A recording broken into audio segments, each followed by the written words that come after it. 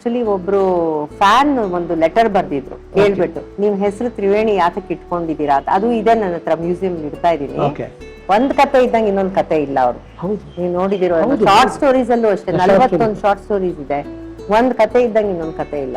ನನಗೆ ಕಾಯಿಲೆ ಇದೆ ಗೊತ್ತಿದೆಯಲ್ಲ ಶಂಕರು, ಆಸ್ಮಾ ಇದೆ, ಎಲ್ಲ ಇದೆ, ನನ್ನನ್ನು ಯಾರು ಮದುವೆ ಆಗ್ತಾರೆ ಅಂತ ಒಳಗಡೆ ಬೇಜಾರ್ ಮಾಡ್ಕೊಂಡು ಹೊರಟೋದ್ರಂತೆ ಕಣ್ಣಲ್ಲಿ ನೀರ್ ಹಾಕೊಂಡು. ಆಗ ನಮ್ ತಂದೆ ಒಂಥರ ಶಾರುಖ್ ಖಾನ್ ತರ ರೊಮ್ಯಾಂಟಿಕ್ ಆಗಿ ಹೋಗ್ಬಿಟ್ಟು ಹಿಂದಿನ ಮೇಲೆ ತಲೆ ಇಟ್ಕೊಂಡು ಮಲಗದವ್ರು ಎಷ್ಟು ಸುಖಿ ಅಲ್ವಾ, ನಂಗೆ ಅದ್ರ ಅನುಭವನೇ ಇಲ್ಲ ಅಂತ ಹೇಳ್ತಾರೆ. ಯಾಕಂದ್ರೆ ಹಿಂಗೆ ಕೂತ್ಕೊಂಡೇ ಮಲಗ್ಬೇಕಿತ್ತು ಅವ್ರು. ಬಟ್ ನಂಗೆ ಆಗ್ಬಾರ್ದಿತ್ತು ಅನ್ಸುತ್ತೆ, ನಂಗೆ ಆಗ್ಬಾರ್ದಿತ್ತು. ಯಾಕಂದ್ರೆ ಡಾಕ್ಟರ್ಸ್ ಎಲ್ಲ ಹೇಳಿದ್ ಆಗ್ಬೇಡಿ, ಮಕ್ಳು ಮಾಡ್ಕೋಬೇಡಿ ಇದೆಲ್ಲ ಹೇಳಿದ್ರು, ಆಗ್ಬಿಟ್ರು. ಸೊ ಇಷ್ಟು ಚಿಕ್ಕ ವಯಸ್ಸಿಗೆ ಹೋಗೋದು ನೆಸೆಸಿಟಿ ಇರ್ಲಿಲ್ಲ ಆಕ್ಚುಲಿ. 34 years 34 years.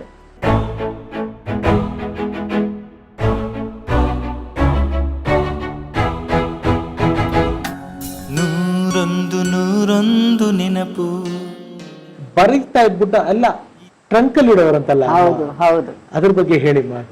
ಅದು ಬರವಣಿಗೆ ಸ್ಟಾರ್ಟ್ ಆಗಿದೆ ಐ ಥಿಂಕ್ ಒಂದು 16-17 ವರ್ಷಕ್ಕೆ. ಯಾಕೆಂದ್ರೆ ಹೊರಗಡೆ ಆಟಕ್ ಬಿಡ್ತಾ ಇರ್ಲಿಲ್ಲ, ಮನೇಲಿ ಸಾಹಿತ್ಯ ಚರ್ಚೆಗಳೆಲ್ಲ ನಡೀತಿತ್ತಲ್ಲ. ಸೊ ಅಮ್ಮಂಗೂ ಎಲ್ಲೋ ಅನ್ಸಿದೆ, ನಾನು ಒಂದ್ ಸ್ವಲ್ಪ ಬರೆದು ನೋಡೋಣ ಅಂತ ಬರ್ದು ಟ್ರಂಕ್ ಅಲ್ಲಿ ಇಟ್ಟು ಕೂತಿರ್ತಿದ್ರಂತೆ. ಯಾರಿಗೂ ತೋರಿಸ್ಲಿಲ್ಲ. ನಮ್ಮ ಅಜ್ಜಿ ಇದ್ದವರು ಒಂದಿನ ಸಿಕ್ಬಿಟ್ಟಿದೆ ಟ್ರಂಕ್ ಅಲ್ಲಿ. ನಮ್ಮ ಅಜ್ಜಿ ಆ ವಿಚಾರದಲ್ಲಿ ಬಹಳ ಮುಂದುವರೆದಿದ್ರು, ಅವರು ವೆರಿ ಲಿಬರಲ್ ಲೇಡಿ.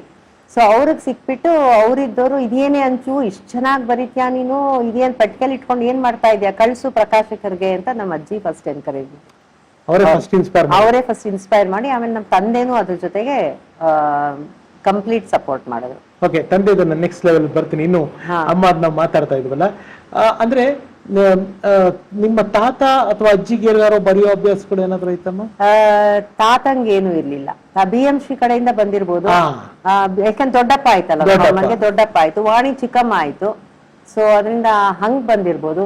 ಆಮೇಲೆ ಮನೇಲಿ ತುಂಬಾ ಸಾಹಿತ್ಯಕ್ಕೆ ಎಲ್ಲರೂ ಚರ್ಚೆ ಅದು ಇದು ಭಾಗವಹಿಸ್ತಿದ್ರಲ್ಲ, ಸೊ ಅದು ಬಂದಿರ್ಬೋದು. ಇನ್ಫ್ಯಾಕ್ಟ್ ನಮ್ಮ ಮನೆ ಹಿಂದೆ ತಾರಾಸು ಅವ್ರು ಇದ್ರು. ಇಲ್ಲಿ ಈ ನೆಕ್ಸ್ಟ್ ಬೀದಿಲಿ ಅಂಬರೀಷ್ ಮನೆ ಇದೆಯಲ್ಲ, ಆ ಬೀದಿಲೇ ತಾರಾಸು ಅವರು ಇದ್ರು. ಲೇಟರ್ ಅವರು ತಾರಾಸು ಮತ್ತೆ ಅವ್ರ ಹೆಂಡತಿ ಅಂಬುಜಮ್ಮ ಇಬ್ರು ಇವ್ರು ಹೋಗೋರು ಅವ್ರು ಬರೋರು, ತುಂಬಾ ಚರ್ಚೆ ನಡೀತಾ ಇತ್ತು ಅಂತ ಕೇಳಿ. ಎಷ್ಟು ಕೇಳಕ್ಕೆ ಎಷ್ಟು ಚಂದ ಅಲ್ಲಮ್ಮ. ನಾನು ನನ್ನ ಮಗಳು ಶೂಟಿಂಗ್ ಬಂದ್ವಲ್ಲ ಇಲ್ಲಿ, ಈ ಮನೆ ನೋಡಿದಾಗ ನಮ್ಗೆ ಅನ್ಸಿದ್ದು ಅವ್ರಿಲ್ಲಿ ಬದುಕು ಕಟ್ಕೊಂಡಿರೋ ರೀತಿ ಹೆಂಗಿರ್ಬೋದು. ನಮ್ಗೆ ಇವಾಗ ಈ ಮನೆ ನೋಡಿದ್ರೆ ವಾವ್ ಅನ್ಸುತ್ತೆ. ಅವತ್ತಿನ ದಿನಗಳಲ್ಲಿ ಅವ್ರು ಬಾಳಿ ಸಂಸಾರ ಮಾಡಿದ ಮನೆ ಹೆಂಗ್ ಕಟ್ಕೊಂಡಿರ್ಬೋದು ಅನ್ನೋ ಒಂದು ಪ್ರಶ್ನೆ ಬಂತು. ಎನಿವೇಸ್, ಅಮ್ಮನ ಹೆಸರು ನಿಮ್ಮ ಅಮ್ಮನ ಹೆಸರು ಗೊತ್ತಾಗಿಲ್ಲ. ತಂಗಮ್ಮ ಅಂತ. Thangamma Krishnaswamy. Yes ma'am. So ಹೀಗೆ ಬರವಣಿಗೆ ಸ್ಟಾರ್ಟ್ ಆಯ್ತು. ಬರವಣಿಗೆ ಆದ್ಮೇಲೆ ಈ ಕಾವ್ಯನಾಮ ಬಂದಿದ್ದು ಹೇಗೆ, ತ್ರಿವೇಣಿ ಆಗಿದ್ದು ಹೇಗೆ? ಅನಸೂಯ ಅವರು ತ್ರಿವೇಣಿ ಆಗಿದ್ದು ನಮ್ಮ ಅಮ್ಮ ಆಕ್ಚುಲಿ ಒಬ್ರು ಫ್ಯಾನ್ ಒಂದು ಲೆಟರ್ ಬರ್ದಿದ್ರು ಹೇಳ್ಬಿಟ್ಟು ನಿಮ್ ಹೆಸರು ತ್ರಿವೇಣಿ ಯಾತಕ್ಕೆ ಇಟ್ಕೊಂಡಿದೀರಾ ಅಂತ. ಅದು ಇದೆ ನನ್ನ ಹತ್ರ ಮ್ಯೂಸಿಯಂ ಇಡ್ತಾ ಇದೀನಿ. ಆವಾಗ ಅಮ್ಮ ಹೇಳಿದ್ದು ಗಾಂಧೀಜಿ ಅವ್ರದ್ದು ಭಸ್ಮ ತ್ರಿವೇಣಿ ಸಂಗಮದಲ್ಲಿ ಹಾಕಿದಾಗ ಆಗ ನಂಗೆ ತ್ರಿವೇಣಿ ಇಟ್ಕೋಬೇಕು ಅಂತ ಅನ್ನಿಸ್ತು ಅಂತ. ಅದು ಬೇರೆ ಬೇರೆ ಏನೋ ಇದೆ, 3 ಜಡೆ ಹೆಣ್ಕೋತಿದ್ರು, ಕೂದಲು ತುಂಬಾ ಇತ್ತು, ಉದ್ದ ಇತ್ತಂತೆ, ಇಷ್ಟು ಉದ್ದ ಇತ್ತಂತೆ. ಸೊ ಅದರಿಂದ 3 ಜಡೆ ಹೆಣ್ಕೋಬಹುದು ನೀನು ಅಂತೆಲ್ಲ ಹೇಳ್ತಾ ಇದ್ರಂತೆ. ಬಟ್ ಅದು ಆಕ್ಚುಲಿ ಅಮ್ಮ ಇಟ್ಕೊಂಡಿದ್ದು ತ್ರಿವೇಣಿ ಸಂಗಮದಿಂದ. ಅದು ಕಾವ್ಯನಾಮ ಆಗಿದ್ದು. ಆ ಇನಿಷಿಯಲ್ ಡೇಸ್ ಅಂದ್ರೆ ಅಮ್ಮಂಗೆ ಈ ಪ್ರಕಾಶನ, ಇದು ಪ್ರಿಂಟ್ ಮಾಡೋದು ಇದೆಲ್ಲ ಗೊತ್ತಿಲ್ಲದೆ ಇರುವಂತ ಸಮಯ. ಅವಾಗಿನ ಮಕ್ಳುಗಳಿಗೆ ಇವಾಗಿರುವಷ್ಟು ಅಕ್ಸೆಸಿಬಿಲಿಟಿ ಯಾವ್ದು ಇರ್ಲಿಲ್ಲ. ಸೊ ಹೇಗೆ ಅದು ಪ್ರೊಸೀಡ್ ಆಗಿದ್ದು ಹೇಗಂತ? ಮೊದಲನೇದು ಪ್ರಕಟಣೆ ಆಗಿದ್ದು ಯಾವ್ದು? ಪ್ರಕಟಣೆ ಮೊದಲು ಅವರು ಬರ್ದಿದ್ದು ಹೂವು ಹಣ್ಣು ಆಗಿದ್ದು ಅಪಜಯ ಅನ್ಸುತ್ತೆ ಮೋಸ್ಟ್ಲಿ. ನಂಗೆ ಅದು ಯಾವಾಗ ಏನಾಗಿದ್ದು ಅದಷ್ಟು ಜ್ಞಾಪಕ ಇಲ್ಲ. ಬಟ್ ಅಲ್ಲಿ ನಮ್ಮ ತಂದೆಯವರ ಸಂಬಂಧಿಕರು ಒಬ್ರು ನರಸಿಂಗರಾವ್ ಅಂತಿದ್ರು, ಅವರು ಭಾರತಿ ಪ್ರಕಾಶನ ಅಂತ ಮೈಸೂರಲ್ಲಿ ಅವರಿದ್ದವರೇ ಫಸ್ಟ್ ಪಬ್ಲಿಷ್ ಮಾಡಿರೋದು. ಆಕ್ಚುಲಿ ಐ ಥಿಂಕ್ ಮೋಸ್ಟ್ಲಿ ಅದು ಅಪಜಯ ಮಾಡಿರ್ಬೇಕು, ಇಲ್ಲ ಸೋತು ಗೆದ್ದವಳು ಮಾಡಿರ್ಬೇಕು ಮೋಸ್ಟ್ಲಿ. ಸೊ ಐ ಥಿಂಕ್ ನಮ್ ತಂದೆ ತುಂಬಾ ಸಪೋರ್ಟ್ ಇತ್ತು. ಸೊ ನಮ್ ತಂದೆನೆ ಕಳ್ಸು, ಅಲ್ಲಿ ಇದಕ್ ಕಳ್ಸು, ಅದಕ್ಕೆ ಕಳ್ಸು. ತುಂಬಾ ರಿಜೆಕ್ಷನ್ ಆಯ್ತಂತೆ, ಮ್ಯಾಗಝಿನ್ಸ್ಗೆಲ್ಲ ಕಳ್ಸಾಗ ಬೇಕಾಷ್ಟು ರಿಜೆಕ್ಷನ್ಸ್ ಆಯ್ತಂತೆ. ಸೊ ಅದಾದ್ಮೇಲೆ ಒಂದು ಹಿಟ್ ಆದ ತಕ್ಷಣ ದಟ್ ವಾಸ್ ಯಾವ್ದು ಅಮ್ಮಂದ ಆತರ ಫಸ್ಟ್ ಮ್ಯಾಗಝಿನ್? ನಂಗೆ ಫಸ್ಟ್ ಮ್ಯಾಗಝಿನ್ ಎಲ್ಲ ಗೊತ್ತಿಲ್ಲ. ಫಸ್ಟ್ ಹಿಟ್ ಆಗಿದ್ದು ಅದೇ ಫಸ್ಟ್ ಪಬ್ಲಿಷ್ ಆಗಿದೆ ಐ ಥಿಂಕ್ ಅಪಜಯ ಅನ್ಸುತ್ತೆ. ಅಪಜಯ ಬಂತು ಅನ್ಸುತ್ತೆ ಫಸ್ಟ್. ಅಮ್ಮಂದೆಲ್ಲ ಓದಿದಿರಮ್ಮ? ಎಲ್ಲ ಓದಿದೀನಿ. 24 ಅದ್ರಲ್ಲಿ 3 ಕಥಾ ಸಂಕಲನ. ಅಂಡ್ ಅದರಲ್ಲಿ ಸಿನಿಮಾ ಆಗಿರೋದು ಶರಪಂಜರ, ಬೆಳ್ಳಿ ಮೋಡ, ಹಣ್ಣೆಲೆ ಚಿಗುರಿದಾಗ, ಕಂಕಣ ಮುಕ್ತಿ ಒಂದ್ ಮಾಡಿ ಸಿನಿಮಾ ಮಾಡಿದ್ರು. ಓಕೆ. ಆಮೇಲೆ ಹೂವು ಹಣ್ಣು, ಈಗ ಇದು ವಸಂತಗಾನ. ವಸಂತಗಾನನೇ ಸ್ನೇಹಿತರೆ ಇತ್ತೀಚೆಗೆ ನಮ್ಮ ಸರಳ ಸುಬ್ಬರಾವ್ ಅಂತ ಹೆಸರಲ್ಲಿ ಅಜಯ್ ರಾವ್ ಅವರ ನಾಯಕತ್ವದಲ್ಲಿ ಬಿಡುಗಡೆ ಆದಂತ ಚಿತ್ರ. ಮಂಜು ಸ್ವರಾಜ್ ಅವರು ನಿರ್ದೇಶನ ಮಾಡಿದ್ರು. ಅಂಡ್ ಬೆಕ್ಕಿನ ಕಣ್ಣು ಮಲಯಾಳಂ ಪುಟ್ಟಣ್ಣ ಕಣಗಾಲ್ ಮಾಡಿದ್ರು. ನೋಡಿ, ಪುಟ್ಟಣ್ಣ ಅವರು ಹೌದು ಅಮ್ಮನ್ ಕೃತಿನ ತಗೊಂಡು ಮಲಯಾಳಂ ಸಿನಿಮಾ ಮಾಡಿದ್ದಾರೆ. ಹೌದು. ಇನ್ಫ್ಯಾಕ್ಟ್ ನನಗನ್ಸೋದು ಪುಟ್ಟಣ್ಣ ಕಲ್ಪನಾ ನಮ್ಮ ಅಮ್ಮಂದು ಕಾಂಬಿನೇಷನ್ ಬಹಳ ಚೆನ್ನಾಗಿತ್ತು. ಅಯ್ಯೋ, ತುಂಬಾ ಚೆನ್ನಾಗಿತ್ತು. ಶರಪಂಜರ, ಬೆಳ್ಳಿ ಮೋಡ. ಕಲ್ಪನಾ ಸ್ವಲ್ಪ ಓವರ್ ಆಕ್ಟಿಂಗ್ ಅಂತ ಹೇಳಿದ್ರು ಜನಗಳು, ಬಟ್ ಸಮ ರೋಲ್ಗೆ ಅವರೇ ಸೂಟ್ ಆಗ್ತಾರೆ. ಈ ಪಾತ್ರಕ್ಕೆ ತುಂಬಾ ಚೆನ್ನಾಗಿ ಸೂಟ್ ಆಗ್ತದೆ. ಅಂಡ್ ಒನ್ ಥಿಂಗ್ ಮ್ಯಾಮ್, ಅಮ್ಮನ ಕಥೆಗಳು, ಅಮ್ಮನ ಒಂದು ಈ ರಚನೆಗಳು ಸಾಕಷ್ಟು ಈ ಸೈಕಲಾಜಿಕಲ್ ಮೇಲೆ ಪರಿಣಾಮ ಬೀರುವಂತದ್ದಿತ್ತು. ಏನಾದ್ರೂ ರೀಸನ್ ಇತ್ತಂತ? ಆ ತರದ ರೀಸನ್ ಅಂದ್ರೆ ಅಮ್ಮ graduated in psychology, BA in psychology, bachelor of arts actually. So ಆವಾಗಿಂದ ಮನಃಶಾಸ್ತ್ರದ ಬಗ್ಗೆ ಅವ್ರಿಗೆ ತುಂಬಾ ಅಭಿಮಾನ ಇತ್ತು. ಬಟ್ ಅದೇ ಅಬ್ಸರ್ವೇಷನ್ ಪವರ್ ಇತ್ತಲ್ಲ, ಅಮ್ಮ ಎಲ್ಲಾರನ್ನೂ ಅಬ್ಸರ್ವ್ ಮಾಡ್ತಾ ಇದ್ರಲ್ಲ. ಸೊ ನಂಗನ್ಸತ್ತೆ ಅವ್ರಿಗೆ ಅವ್ರ ಒಳಗಡೆ ಆ ಭಾವನೆಗಳಿಗೆ ಇಳಿದು ಅವ್ರು ಅರ್ಥ ಮಾಡ್ಕೋತಿದ್ರು ಅನ್ಸುತ್ತೆ. ಪ್ರತಿ ಒಂದು ಕತೆ ಕಾದಂಬರಿಲೂ ಹಾಗೆ ಇದೆ. ಅಂಡ್ ಒಂದ್ ಕತೆ ಇದ್ದಂಗೆ ಇನ್ನೊಂದ್ ಕತೆ ಇಲ್ಲ ಅವ್ರು. ನೀವು ನೋಡಿದಿರೋ ಶಾರ್ಟ್ ಸ್ಟೋರೀಸ್ ಅಲ್ಲೂ ಅಷ್ಟೇ 41 ಶಾರ್ಟ್ ಸ್ಟೋರೀಸ್ ಇದೆ. ಒಂದ್ ಕತೆ ಇದ್ದಂಗೆ ಇನ್ನೊಂದ್ ಕತೆ ಇಲ್ಲ. ಸೊ ಐ ಥಿಂಕ್ ಅವ್ರ ಅದಕ್ಕೆ ಇಳಿತಾ ಇದ್ರು, ಇನ್ನೊಂದು ಪರ್ಸನ್ ಶೂಸ್ ಒಳಗಡೆ ನಿಂತ್ಕೊಂಡು ಅವ್ರಿಗೆ ಇಳಿತಾ ಇದ್ರು ಅನ್ಸುತ್ತೆ. ಅದನ್ನ ಮನಸ್ಸಿನಲ್ಲಿ ಇಟ್ಕೊಂಡು ಬರೆಯೋರು. ಮನಃಶಾಸ್ತ್ರಜ್ಞೆ, ಅವರು ಓದಿದ್ರು ಸೈಕಾಲಜಿ. ಅಮ್ಮನ ಕತೆಗಳಲ್ಲಿ ನನಗೆ ಒಬ್ಬ ಸಿನಿಮಾ ಮೇಕರ್ ಆಗಿ ಅನ್ಸೋದು, ಅಮ್ಮ ಪ್ರಕೃತಿ ಒಂದು ಕ್ಯಾರೆಕ್ಟರ್, ಆಮೇಲೆ ಆ ಒಂದು ಕಲಾವಿದರಿಗೆ ಕೊಡ್ತಾ ಇದ್ದಂತ ಮ್ಯಾನರಿಸಮ್, ಆ ಕ್ಯಾರೆಕ್ಟರ್ಗೆ ಒಂದು ಫೆದರ್ ಇನ್ ಕ್ಯಾಪ್ ತರ. ಶರಪಂಜರದಲ್ಲಿ ನೀವಿಲ್ಲಿ ಬರ್ಬೇಕಾಗಿತ್ತು. ಅಫ್ಕೋರ್ಸ್ ನೋ ಡೌಟ್ ಕಲ್ಪನಾ ಮೇಡಮ್ ಅದ್ಭುತವಾಗಿ ಮಾಡಿದ್ದಾರೆ, ಆದ್ರೆ ಅದನ್ನ ಕನ್ಸ್ಯೂಮ್ ಮಾಡಿದ್ದಲ್ಲ ಪುಟ್ಟಣ್ಣ ಸರ್, ಅದನ್ನ ಅದ್ಭುತವಾಗಿ ಡೈರೆಕ್ಟ್ ಮಾಡಿದ್ದಾರೆ. ಕಲ್ಪನಾ ಮೇಡಮ್ ಅವರು ಅದ್ಭುತವಾಗಿ ಆಕ್ಟ್ ಮಾಡಿದ್ದಾರೆ. ಆದ್ರೆ ಆ ಥಾಟ್ ಒಳಗಡೆ ಟ್ರಾವೆಲ್ ಆಗಿ ಇಳಿದು ಬರ್ದಿರೋದಿದೆಯಲ್ಲ, ನೋಡಿ goosebumps. Hats off to her. ಅದು ಆ ಕಾಲದಲ್ಲಿ ಅಮ್ಮ ಅಷ್ಟು ಟ್ರಾವೆಲ್ ಮಾಡ್ತಾ ಇರ್ಲಿಲ್ಲ, ಯಾಕಂದ್ರೆ ಅನಾರೋಗ್ಯ ಅಲ್ಲ. ಟ್ರಾವೆಲ್ ಮಾಡದೆ ಹೋಗಿದ್ದವರು ಬೊಂಬಾಯಿಗೆ ಒಂದ್ಸಲಿ ಹೋಗಿದ್ರು, ತಾವರೆಯ ಕೊಳ ಬರ್ದಿದ್ದು ಬೊಂಬಾಯಿದು ರಿಸರ್ಚ್ ಮಾಡಕ್ ಹೋಗಿದ್ರು. ಆಮೇಲೆ ಐ ಥಿಂಕ್ ಊಟಿಗೆ ಹೋಗಿದ್ರು ಅನ್ಸುತ್ತೆ, ಬೆಳ್ಳಿ ಮೋಡ ಬರೆಯೋ ಮುಂಚೆ ಎಸ್ಟೇಟ್ ನೋಡಕ್ಕೆ. ಸೊ ಅದ್ ಬಿಟ್ರೆ ಎಲ್ಲೂ ಅಮ್ಮ ಟ್ರಾವೆಲ್ ಮಾಡಿಲ್ಲ. ಸೊ ಆ ಟ್ರಾವೆಲ್ ಮಾಡ್ದೇನೆ ಇಮ್ಯಾಜಿನೇಷನ್ ಅಲ್ಲೇ ಇಷ್ಟೆಲ್ಲ ಅವರು ಬರ್ದಿರೋದು. ಬಟ್ ಮುಚ್ಚಿದ ಬಾಗಿಲು ಬರೆಯುವಾಗ ನಿಮ್ಹಾನ್ಸ್ಗೆ ಹೋಗ್ಬಿಟ್ಟು, ಐ ಥಿಂಕ್ ವಾಸುದೇವಾಚಾರ್ಯರು ಅವರು ಡೈರೆಕ್ಟರ್ ಇದ್ರ ಅವಾಗ, ಅವ್ರ ಪರ್ಮಿಷನ್ ಕೇಳ್ಕೊಂಡು ಬೇರೆ ಇನ್ಮೇಟ್ಸ್ ಜೊತೆನೆ ಕಾಲ ಕಳೆದ್ರಂತೆ, ಪೂರ್ತಿ 1 ದಿನವೋ 2 ದಿನವೋ ಆ ತರ. ಸೊ ಅವ್ರದ್ದು ಮುಚ್ಚಿದ ಬಾಗಿಲಲ್ಲಿ each story is connected to the other story. ಆದ್ರೆ ಅದರಲ್ಲಿ ಸುಮಾರು ಸೆವರಲ್ ಬೇರೆ ಬೇರೆ ಕೇಸಸ್ ಬರುತ್ತೆ. ಆ ಕೇಸ್ ಸ್ಟಡಿ ಅಲ್ಲಿ ನೋಡಿ ಬರ್ತಿರೋದು ಮುಚ್ಚಿದ ಬಾಗಿಲು.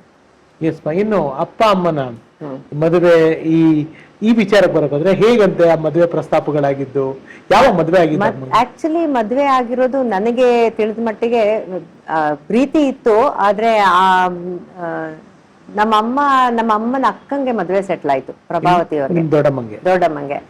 ಆವಾಗ ಐ ಥಿಂಕ್ ಪಕ್ಕದ ಮನೇಲೆ ಇದ್ರು, ಇಲ್ಲಿ ಅಕ್ಕಪಕ್ಕ ಅವಾಗೆಲ್ಲ ಇದ್ರಲ್ಲ, ಒಂದೇ ಎಲ್ಲ ಬಳಗ ಎಲ್ಲ. ಸೊ ಅವಾಗ ಅವರು ನಮ್ಮ ತಂದೆ ಬಂದು, ಏನೇ ಪ್ರಭಾ ನಿನ್ ಮದ್ವೆ ಸೆಟ್ಲ್ ಆಗೋಯ್ತು, ಅಂಚು ನಿಂದ ಯಾವಾಗ ಮದ್ವೆ ಅಂತಂದಾಗ ನಮ್ಮಮ್ಮ ಕಣ್ಣೀರ್ ಹಾಕೊಂಡು ಎದ್ದು ಹೊಟ್ಟೋದ್ರಂತೆ ಒಳಗಡೆ.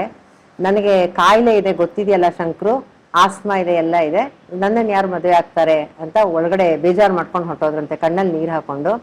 ಆಗ ನಮ್ಮ ತಂದೆ ಒಂಥರ ಶಾರುಖ್ ಖಾನ್ ತರ ರೊಮ್ಯಾಂಟಿಕ್ ಆಗಿ ಹೋಗ್ಬಿಟ್ಟು, ಯಾಕಾಗಲ್ಲ, ಕಾಯಿಲೆ ಇದ್ರೆ ಯಾಕೆ ಮದ್ವೆ ಆಗಕ್ಕಾಗಲ್ವಾ, ನಾನ್ ಆಗ್ತೀನಿ ಅಂತ ಆತರ ಆಗಿ. ಮನೇಲಿ ತುಂಬಾ ವಿರೋಧ ಇತ್ತಂತೆ, ಬಿಕಾಸ್ ಅನಾರೋಗ್ಯ ಇತ್ತಲ್ಲ. ಬಟ್ ಇಲ್ಲ, ನಾನು ಹಾಗೆ ಆಗ್ತೀನಿ ಅಂತ ಮದುವೆ ಆಗಿ. ಅಮ್ಮನ ಈ ಅನಾರೋಗ್ಯ ಅವ್ರನ್ನೆಲ್ಲಾದ್ರೂ ಮೆಂಟಲಿ ವೀಕ್ ಮಾಡಿತ್ತಂತ? ಅದ್ ನಂಗೆ ಗೊತ್ತಿಲ್ಲ, ಅಷ್ಟು ಗೊತ್ತಿಲ್ಲ ನಂಗೆ. ಆಗಿರ್ಬೋದು. ಯಾವ್ದೋ ಒಂದ್ ಕತೆ ಹೇಳ್ತಾರೆ, ದಿಂಬಿನ ಮೇಲೆ ತಲೆ ಇಟ್ಕೊಂಡು ಮಲಗದವ್ರು ಎಷ್ಟು ಸುಖಿ ಅಲ್ವಾ, ನಂಗೆ ಅದ್ರ ಅನುಭವನೇ ಇಲ್ಲ ಅಂತ ಹೇಳ್ತಾರೆ. ಯಾಕಂದ್ರೆ ಹಿಂಗೆ ಕೂತ್ಕೊಂಡೇ ಮಲಗ್ಬೇಕಿತ್ತು ಅವ್ರು. ದಿಂಬಿಗೆ ಹಿಂಗ್ ಫುಲ್ ಪೂರ್ತಿ ಮಲಗ ಆಗ್ತಾನೆ ಇರ್ಲಿಲ್ಲ ಅವ್ರಿಗೆ. ಅವಾಗ ಮೆಡಿಸಿನ್ ಕೂಡ ಇಷ್ಟು ಏನೂ ಇರ್ಲಿಲ್ಲ. ಸ್ಟೆರಾಯ್ಡ್ಸ್, ಹಾರ್ಟ್ ವೀಕ್ ಆಯ್ತು, ಸ್ಟೆರಾಯ್ಡ್ಸೇ ಇದ್ದಿದ್ದು ಅವಾಗೆಲ್ಲ ಸುಮಾರೆಲ್ಲ. ಈಗ ಎಲ್ಲ ಹೋಮಿಯೋಪತಿ ಅದು ಇದು ಅದೆಲ್ಲ ಬಂದಿದೆ, ಆಲ್ಟರ್ನೇಟಿವ್ಸ್. ಇಂಗ್ಲಿಷ್ ಮೆಡಿಸಿನ್ಸ್ ಅಲ್ಲಿ ಅಡ್ವಾನ್ಸ್ ತುಂಬಾ ಆಗ್ಬಿಟ್ಟಿದೆ. ಹೌದೌದು, ಅವತ್ತು ಕರೆಕ್ಟ್, ಏನು ಇರ್ಲಿಲ್ಲ, ಅಷ್ಟೊಂದು ಇರ್ಲಿಲ್ಲ. ಅಲ್ಲ ನಾನು ಏನಕ್ಕೆ ಅದನ್ನ ಕೇಳಿದೆ ಅಂತಂದ್ರೆ, ನನಗೆ ನಿಜವಾಗ್ಲೂ ಹೇಳ್ತೀನಮ್ಮ ಸ್ವರ್ ದೇವರಣೆಗಳು, ಆ ಮಾತಾ ಹೇಳ್ಬೇಕಾದ್ರೆ ಆ ಹೆಣ್ಮಗಳಿಗೆ ಎಷ್ಟು ನೋವಾಗಿರ್ಬೋದು. ನನ್ನನ್ನು ಯಾರು ಮದುವೆ ಆಗ್ತಾರೆ, ನನಗೆ ಕಾಯಿಲೆ ಇದೆ. ಇವತ್ತು ನಾವು ಮಾತಾಡ್ಬಿಡ್ತೀವಿ ಸುಲಭವಾಗಿ, ಇವತ್ತು ಟೆಕ್ನಾಲಜಿ ಬೆಳೆದಿದೆ. ಅವತ್ತಿನ ದಿನದಲ್ಲಿ ಆ ಹೆಣ್ಣು ಮಗಳ ಮನಸ್ಥಿತಿ ಬಟ್ ನಂಗೆ ಆಗ್ಬಾರ್ದಿತ್ತು ಅನ್ಸುತ್ತೆ. ನಂಗೆ ಆಗ್ಬಾರ್ದಿತ್ತು, ಯಾಕಂದ್ರೆ ಡಾಕ್ಟರ್ಸ್ ಎಲ್ಲ ಹೇಳಿದ್ ಆಗ್ಬೇಡಿ, ಮಕ್ಳು ಮಾಡ್ಕೋಬೇಡಿ ಇದೆಲ್ಲ ಹೇಳಿದ್ರು, ಆಗ್ಬಿಟ್ರು. ಸೊ ಇಷ್ಟು ಚಿಕ್ಕ ವಯಸ್ಸಿಗೆ ಹೋಗೋದು ನೆಸೆಸಿಟಿ ಇರ್ಲಿಲ್ಲ ಆಕ್ಚುಲಿ. ನೋಡಕ್ 34 ಇಯರ್ಸ್ ಅಮ್ಮ. 34 ಇಯರ್ಸ್. ಮದುವೆ ಆಗಿದ್ದು ಯಾವಾಗಮ್ಮ ಅಮ್ಮ ಮದುವೆ ಆಗಿದ್ದು?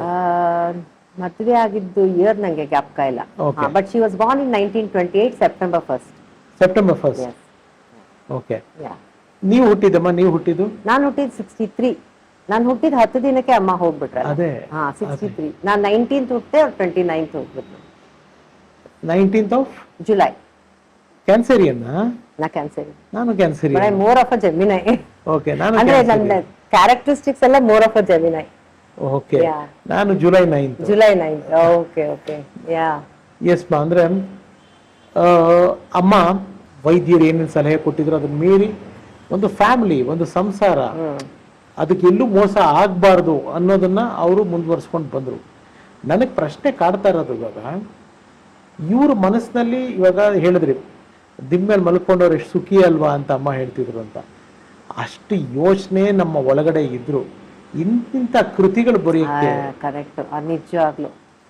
ಯಾಕಂದ್ರೆ ನಿದ್ದೆ ಅಂತೂ ಮಾಡಕ್ ಆಗ್ತಾನೆ ಇರ್ಲಿಲ್ವಲ್ಲ ಅವ್ರಿಗೆ. ಆತರ ಮಲ್ಗೋದೇ ಗೊತ್ತಿಲ್ಲ ಅವ್ರಿಗೆ. ಹಂಗ್ ಮಲ್ಗೋದೇ ಗೊತ್ತಿಲ್ಲ. ಎಷ್ಟೋ ಸಲ ನಮ್ ತಂದೆ ಬೆನ್ ಸೌರ್ತಾ ಕೂತಿರೋರಂತೆ. ಅವರು ತುಂಬಾ ಮಾಡಿದಾರೆ ಅವೆಲ್ಲ, ಸ್ವಲ್ಪ ಅಮ್ಮಂಗೆಲ್ಲ ಮಾಡಿದ್ದಾರೆ, ಹೆಲ್ಪ್ ಮಾಡಿದ್ದಾರೆ. ಮದುವೆ ಆಗಿ ಎಷ್ಟು ವರ್ಷಮ್ಮ? ಅಂದ್ರೆ ಅಪ್ಪ ಜೊತೆ ಇದ್ದೀಗಮ್ಮ? ಮದುವೆ ಆಗಿದ್ ವರ್ಷ ಗೊತ್ತಿಲ್ಲ. 63 ಶಿ ಪಾಸ್ಟ್ ಅವೇ. ಸೊ ಬೇರೆ I think may be 13 years ಇರ್ಬೋದು ಅಷ್ಟೇ. ಓಕೆ. ಮ್ಯಾರಿಡ್ ಲೈಫ್ ಅನ್ಸುತ್ತೆ. 13 years ಇರ್ಬೋದು. ಬರವಣಿಗೆಗಳಲ್ಲೂ ಅಷ್ಟೇ ಅವರು ಬರೆಯಕ್ ಸ್ಟಾರ್ಟ್ ಮಾಡಿದ್ರೆ ಒಂದು 16-17 ವರ್ಷ ಅಂತ. ಹೌದು, 16-17. ಒಂದು 14 ವರ್ಷ, 14-15 ವರ್ಷದಲ್ಲಿ ಎಲ್ಲ ಅಷ್ಟು ಒಳ್ಳೊಳ್ಳೆ ಕೃತಿಗಳು. ಸ್ಪ್ಯಾನ್ ಆಫ್ 15 years 24 ಕಾದಂಬರಿಗಳು, ಸಣ್ಣ ಕಥೆಗಳು, ಕಥಾ ಸಂಕಲನ. ಹೌದು ಹೌದು ಹೌದು. ಮಹಾತಾಯಿ ನಿಜವಾಗ್ಲೂ ಥ್ಯಾಂಕ್ ಯು. ನಿಮ್ಮ ಇವಾಗ ನಾವ್ ಯಾರೇ ಹೇಳಿದ್ರು ಅಥವಾ ಇಂಟರ್ನೆಟ್ ಅಲ್ಲಿ ಇನ್ಫಾರ್ಮೇಶನ್ ತಗೊಂಡ್ರು ಅದು ನಮ್ಮ ಅಸಂಪ್ಷನ್ಸ್ ಗಳಾಗಿರುತ್ತೆ, ರಿಯಾಲಿಟಿ ಆಗಿರಲ್ಲ. ಇವಾಗ ಏನೋ ಇಂಟರ್ನೆಟ್ ಅಲ್ಲಿ ಬರೋ ಸೋರ್ಸ್ ನಿಜಾನೇ ಇರಬಹುದು, ಬಟ್ ನಾವು ಹೇಳೋದಕ್ಕೂ ನಿಮಗೆ ಅದು ಹೇಳೋಕೆ ಅಧಿಕೃತವಾದ ಅಧಿಕಾರ ಇರೋದು ನಿಮಗೆ. ಏನಾಗಿತ್ತು ಅಮ್ಮಗೆ? ಸಿಸೇರಿಯನ್ ಮಾಡಾದ್ಮೇಲೆ ವೀಕ್ ಇದ್ರಲ್ಲ ಅಮ್ಮ, ತುಂಬಾ ವೀಕ್ ಇದ್ರು. ಆಕ್ಚುಲಿ ತಕ್ಷಣ ಏನೂ ಆಗ್ಲಿಲ್ಲ. 10 ದಿನದಲ್ಲಿ ಅದೇನಾಯ್ತು, ಪಲ್ಮನರಿ ಎಂಬಾಲಿಸಮ್ ಇಂದ ಅವ್ರು ಹೋಗಿದ್ರು. ಅದು ಕಾರಣ ನಂಗೆ ರೀಸೆಂಟ್ ಆಗಿ ಡೆತ್ ಸರ್ಟಿಫಿಕೇಟ್ ಸಿಕ್ತು ನನಗೆ. ಈಗ ಹಲವು ವರ್ಷಗಳಿಂದ, ಐ ಥಿಂಕ್ 2012 ಅಲ್ಲೋ 11 ಅಲ್ಲೋ ನಂಗೆ ಸಿಕ್ತು ಡೆತ್ ಸರ್ಟಿಫಿಕೇಟು.